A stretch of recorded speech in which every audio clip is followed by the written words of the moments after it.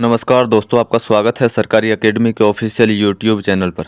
देखिए, final answer की के लिए जो लिंक है वो एक्टिव हो चुका है। अब इसका मतलब क्या है, फाइनल आंसर की कब आती है, मैं आपको पहले इस चीज़ के बारे में अच्छे से बता देता हूँ। देखिए दोस्तों, जैसे आपकी आंसर की आपको देखने को मिली, आंसर की के बाद आयोग ने कुछ क्वेश्चनों को गलत मान लिया, पर आपको लगता है वो क्वेश्चन सही थे, तो फिर आप उन पर ऑब्जेक्शन कर सकते हो। अब आपने ऑब्जेक्शन कर दिया क्वेश्चन पर, अब आयोग की मर्जी है वो उसके बारे में क्या सोचता है, क्या उसके बारे में मानता है, तो आयोग अपने हिसाब से आंसर देगा।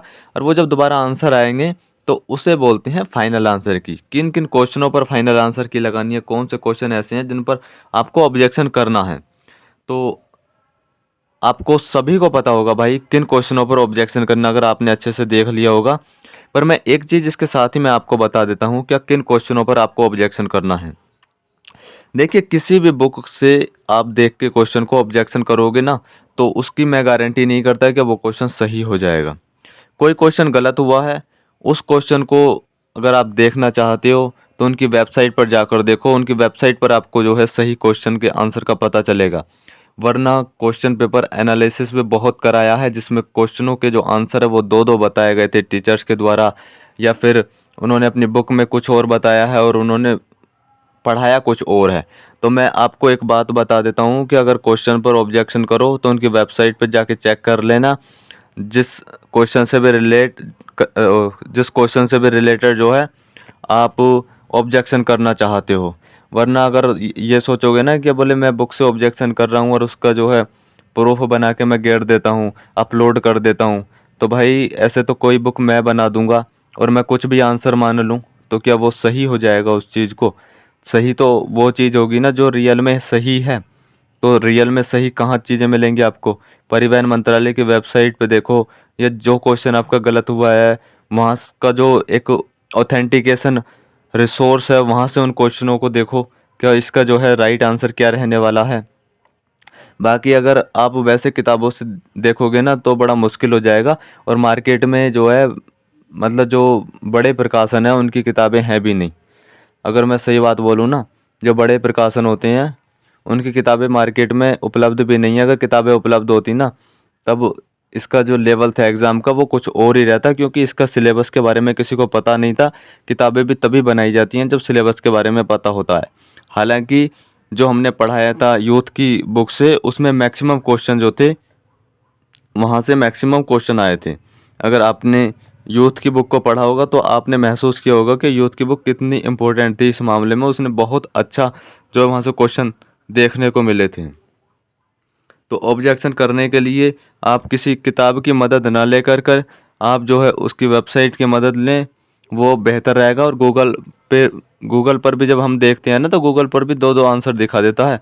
तो गूगल कुछ ऐसा नहीं है, क्योंकि गूगल पर हम तुम ही घेर देते हैं कुछ भी लिखकर, वो उस चीज़ को ही दिखा देता है। तो सबसे बेहतर है आप उसकी वेबसाइट पे जाओ, वहाँ देखो, तब वो आपको ऑब्जेक्शन करना है। दूसरा, फिजिकल के लिए कितना गुने बुलाए जाएंगे बच्चे, तो मैं पिछली वीडियो में बता चुका हूँ, फिर मैं आपको एक बार फिर से बता देता हूँ। फिजिकल में जो है 2.5 से 3 गुना बच्चे बुलाए जाएंगे, इससे ज़्यादा बच्चे नहीं बुलाए जाएंगे। अगर आपका सपना है कि बोले 10 गुना 12 गुना बच्चे बुलाए जाएंगे, तो ये आपका सपना, मुझे लगता है सपना ही रह जाएगा। और वो आपके लिए एक बेस्ट जो है ऑप्शन सही रहेगा। अगर बच्चे ज़्यादा बुलाए गए ना 12 गुना, तो यार आपको नुकसान रहेगा, मैं सही बात बता रहा हूँ। आप उसके फिजिकल में उलझ जाओगे, कोई फ़ायदा नहीं होगा। मैं तो ये कहता हूँ अगर 2 गुना बच्चे बुलाएं ना, अगर बच्चे 2 गुना बुलाएं तो वो सबसे बेस्ट रहेगा। आपको क्या लगता है, फिजिकल नहीं लग पाएगा? फिजिकल फिजिकल भाई 99% बच्चे फिजिकल क्वालिफाई कर जाएंगे। और जो हाइट की बात कर रहे हैं, हाइट में छट जाएंगे, 1% से 2% बच्चे मुश्किल से हाइट में छटेंगे। तो फालतू की झंझटों में मत पड़ो, अपने की नेक्स्ट एग्ज़ाम की तरफ फोकस करो।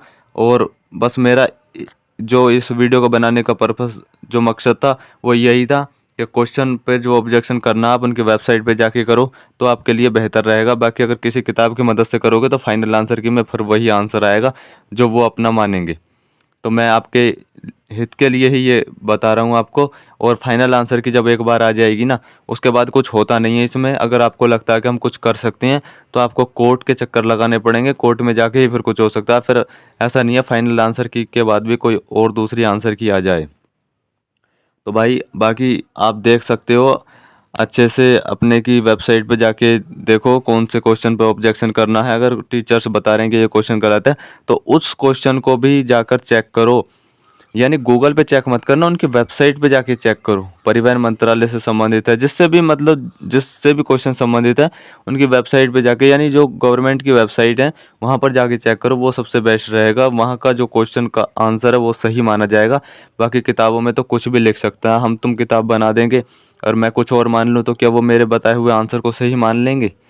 तो भाई, क्योंकि जब बड़ा प्रकाशन होता है मार्केट में तो उसकी किताबें जो होती हैं वो ऑथेंटिकेशन के साथ में होती हैं, यानी उन्हें समय लगता है बनाने में।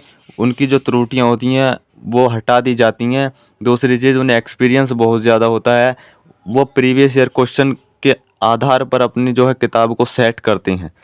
तो अभी तो बस इतना ही है कि क्वेश्चन ऑब्जेक्शन करना चाहते हो, करना भी चाहिए ऑब्जेक्शन। अगर क्वेश्चन जो है आपका गलत है तो ऐसा छोड़ना नहीं चाहिए, क्वेश्चन क्वेश्चन पे ऑब्जेक्शन करो भाई, मैं तो यही कहूँगा। पर ऑब्जेक्शन करना आप गवर्नमेंट की ऑफिशियल वेबसाइट पर देखकर।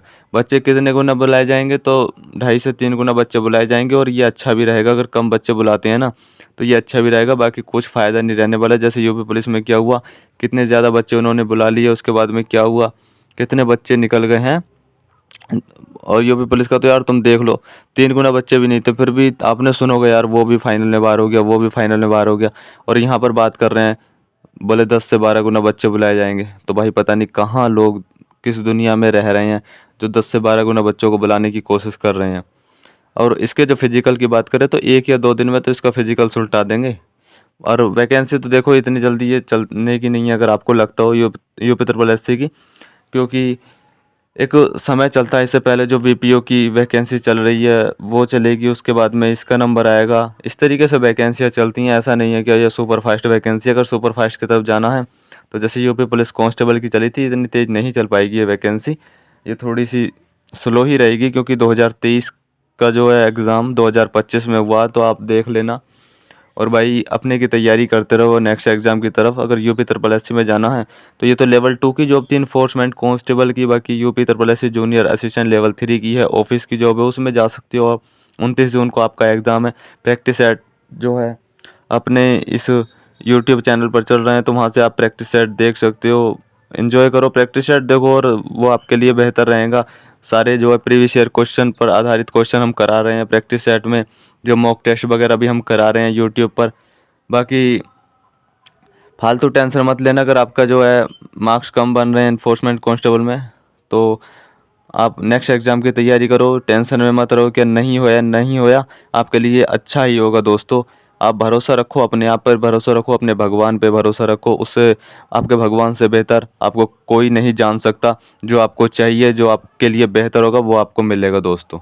धन्यवाद।